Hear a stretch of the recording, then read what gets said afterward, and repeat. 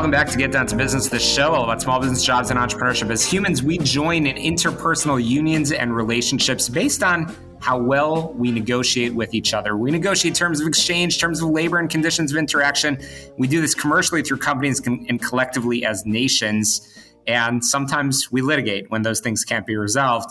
I am super excited to talk with a master negotiator, an educator in negotiation, and that is Cash Nickerson, the chairman of Nickerson Stoneleigh, a private investment firm, and president of Cash Nickerson PC, a law and negotiation consulting firm. He has quite a bit in his background, which we may be able to talk a little bit about, but specifically he has authored 7 books, including his latest, The 7 Tensions of Negotiation. Cash, welcome to the program. Thank you. It's great to be here. Absolutely. So great to have you. In your book, The 7 Tensions of Negotiation, which I know just came out a few weeks ago, you describe 7 distinct sources of tension that can appear in a negotiation. Can you share an example and from what circumstances it would likely arise? Sure. And these tensions tend to appear in every negotiation. I'll just start with a few of them. Take relationship tension. One of the first things one thinks about when they're sitting across from somebody or talking on the phone with somebody is, what is my relationship with this person? Are they someone I owe a duty to? Are they a friend? Are they an enemy? Are they somebody I like, don't like? All of that will come to play in terms of how you negotiate.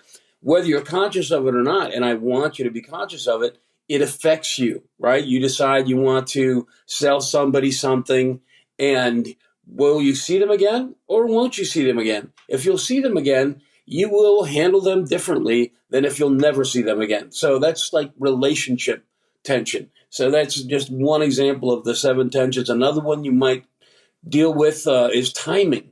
You know, how important is time to what you're dealing with someone else or with other people? Is it something where berries are, going to spoil on a truck? Or is it something where time doesn't matter as much? Timing affects how people approach a negotiation. So all these underlying tensions are there. We're just not necessarily conscious of them, but they're there. And the more conscious we are of them, the more we can use them then to our advantage. Okay, absolutely. So many of our listeners know that I'm in the Army, and it's interesting. Sometimes we have those meals ready to eat, MREs, that sometimes are out in the field. And the most exciting moment is when you get a bag of M&Ms or something like that. You're stressed out, you're cold, you're tired, all that sort of good stuff. Cash, I have to ask, what roles do competitiveness and collaboration play in negotiation? For example, when it comes to splitting that Snickers bar or that bar of candy.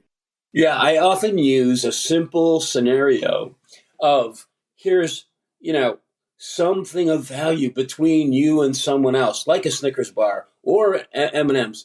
And there's a lot of literature out there that says, hey, just collaborate and such. At the end of the day, there's a whole lot of our negotiations that just involve who's going to get how many M&Ms, distributive negotiation. And that negotiation is something we need to learn about. We can't pretend that everything's going to be like we're going to find some win-win scenario. At the end of the day, there's a lot of splitting that happens in our real lives. Oh, for sure. Absolutely. And right now, I'm following the news and political news very, very closely. It's interesting as I'm seeing a lot of discussions around the world, some global dynamics. And I'm curious, Cash, can you give some examples on how some of our political leaders display the 7 tensions in their negotiations? What a wonderful question. And thank you for your service, by the way. I appreciate it. Very interesting because we misperceive some people and how they negotiate political figures. You take someone like from, Jimmy Carter, who he was a process negotiator. Process is one of the tensions of negotiation. A lot of people think former President Trump and future President Trump think he's a power negotiator, but he's really a relationship negotiator, a relationship being one of the tensions. If you listen to him talk about how he'll get things done, the first thing he says is, I've got a great relationship with so-and-so. So different leaders, if you pay attention to them, will use different of the tensions in terms of how they get things done. And it's not unusual for each of us to have some sort of go-to. Some people are power negotiators, and they always just, some world leaders would be like, you know what, I'm just going to throw more bombs and more troops. That's all I've got, And that's a power negotiator, but very different from a relationship negotiator or a process negotiator. So many of our listeners are in business, entrepreneurs, and it's sometimes tough to know your counterparty in a negotiation. What advice would you share on setting out to find out and doing some research in advance on the people that you might be negotiating with? How will this help you once you actually sit down together? Yeah, that's excellent. What you need to do is that we have so many tools nowadays that we didn't have years ago in terms of finding out who you're dealing with. We used to talk about 6 degrees of separation. Now it's about 1. You can find out if you're on LinkedIn, and you should be on all those kinds of sites. You can find out very quickly some connection you have with just about anybody that you might do business with. And then you get a hold of that person and find out about the person that you're going to negotiate with. What's their style? Are they a relationship person or a power person? Or are they a process person? Are they a pressure timing person? So we have the tools now that we never had before. Take advantage of them. Absolutely. I'm chatting with Cash Nickerson, who has 40 years of negotiation experience and has taught negotiation to law students at Washington University since 2018. Again, he's authored 7 books, including his latest, The 7 Tensions of Negotiation. And we're going to continue our conversation all about that fantastic read when we return after this quick break in just a few moments.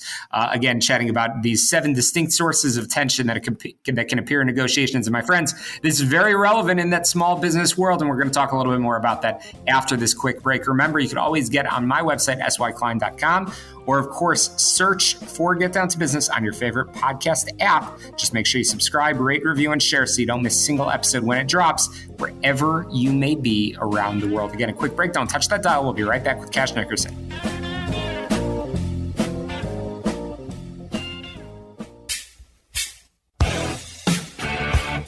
Hey, we're back and we're chatting all about high stakes negotiations, and that's with the subject matter expert himself. That is Cash Nickerson, chairman of Nickerson Stoneleigh and Cash Nickerson PC. Again, he has 40 years plus of negotiation experience, has been teaching on the topic, and has written the book, quite literally, The 7 Tensions of Negotiation. Cash, it is a fascinating area of expertise, and something, as I keep saying, every single one of our listeners negotiates all the time. But where did you develop your interest in this topic? Wow, that's a great question. You know, I've always been fascinated by how people interact with each other. And one of the most stressful ways they interact with each other is when they both want something. And that creates a conflict, right? They both want the candy bar. You know, they both want all the M&Ms. And to watch and understand what they go through as they think about how to deal with that. And then that's a little micro situation. On a macro side, just imagine that in 2021, we spend like $200 billion on litigation, and think about how many lives are lost when we can't work things out. I think of negotiation in some ways as a public health crisis, because when we can't get along, hey, dollars get spent and people die. So to me, it's as important as anything else in the world. How can we get along with each other while we figure out how to distribute things that we all want? Mm-hmm, absolutely. Cash, we talked before the break about the 7 distinct sources of tension, and bottom line, we all have those tension. I'm curious, how do you manage that tension in order to sort of create that leverage? And is it possible to put the tension that you're feeling onto your sort of counterparty?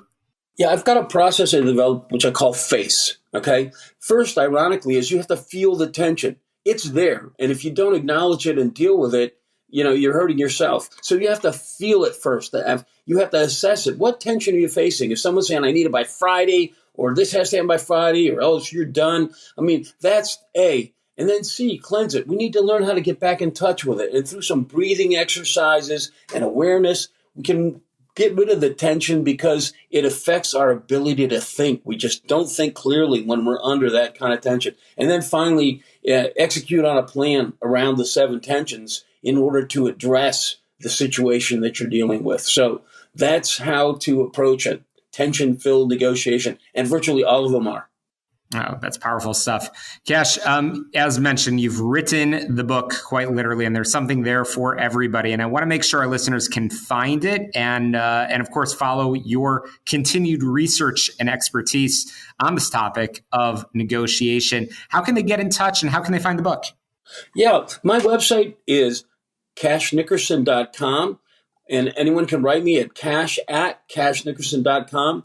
The book is available at every outlet for books, from Amazon to Target to Barnes & Noble, and so it's readily available. Oh, that's fantastic. Cash Nickerson, really appreciate you joining us here on the program. I know we've learned a great deal from you, and I look forward to bringing you back on real soon. Thank you so much for joining us. Happy holidays to you and your family. Same to you. Thank you.